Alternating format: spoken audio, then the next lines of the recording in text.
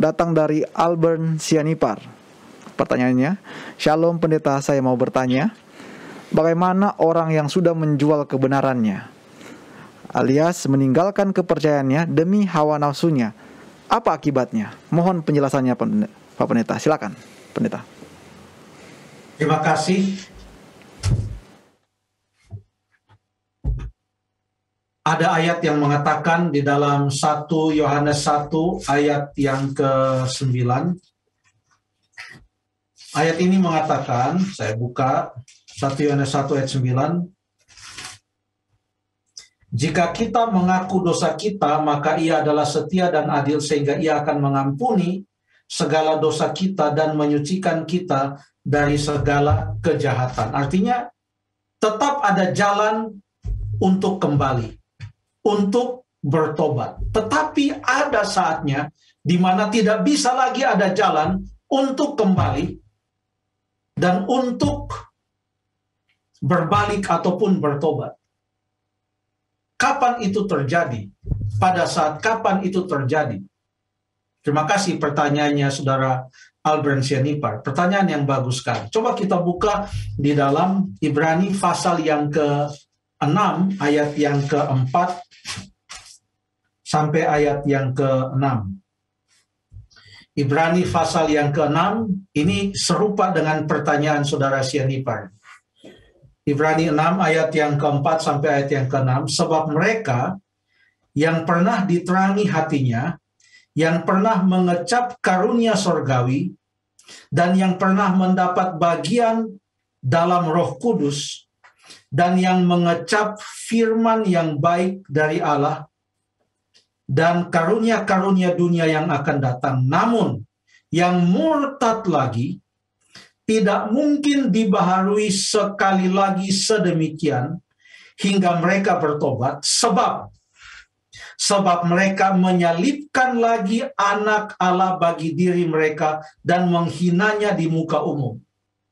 Perhatikan kalau kita baca dalam bahasa Indonesia, dikatakan sebab mereka menyalibkan lagi anak Allah. Tapi kalau kita mau mengikuti dia punya tata bahasa, pengertian kata-kata ini artinya sebab mereka terus-menerus menyalibkan anak Allah bagi diri mereka dan terus-menerus menghinanya di muka umum.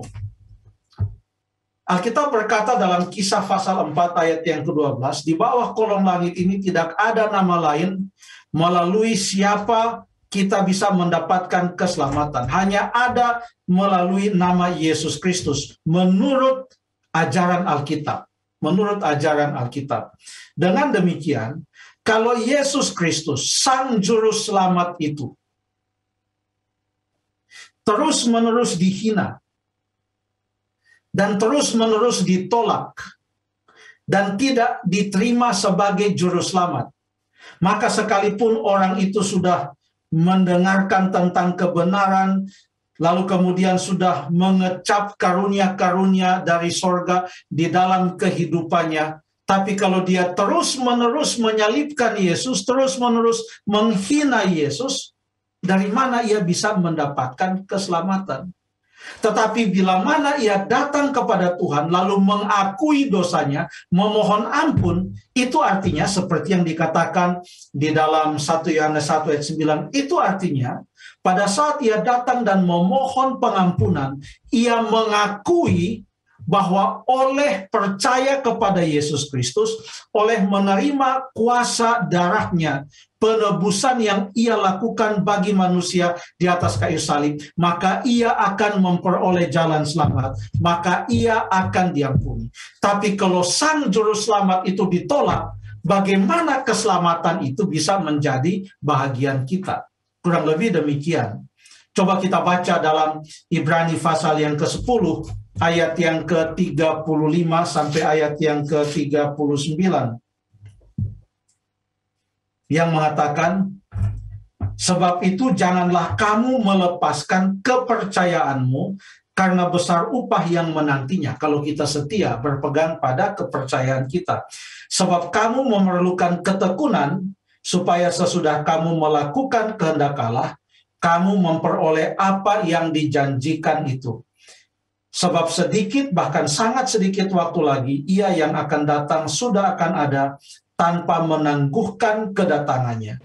Tetapi orangku yang benar akan hidup oleh iman, dan apabila ia mengundurkan diri, maka aku tidak akan berkenan kepadanya. Tapi kita bukanlah orang-orang yang mengundurkan diri dan binasa, tetapi orang-orang yang percaya dan yang memperoleh hidup. Jadi, kalau pernah kita telah jauh dari Tuhan, kita meninggalkan kebenaran, meninggalkan Tuhan Yesus, atau kita telah menyangkal Dia sekalipun, kalau ada yang berbisik di dalam hati kita untuk kembali kepada Tuhan, itu adalah dari Roh Kudus yang mau menuntun kita untuk bertobat, untuk datang kembali kepada Tuhan, seperti anak yang hilang itu, yang telah pergi berfoya-foya meninggalkan ayahnya, meminta semua dia punya jatah warisan.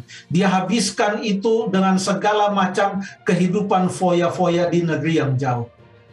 Tetapi kemudian ia teringat akan ayahnya, lalu ia kembali, ia tetap diterima. Jadi kalau kita mau kembali kepada Tuhan, jangan tunggu-tunggu. Inilah saatnya untuk kembali kepada Tuhan. Terima kasih.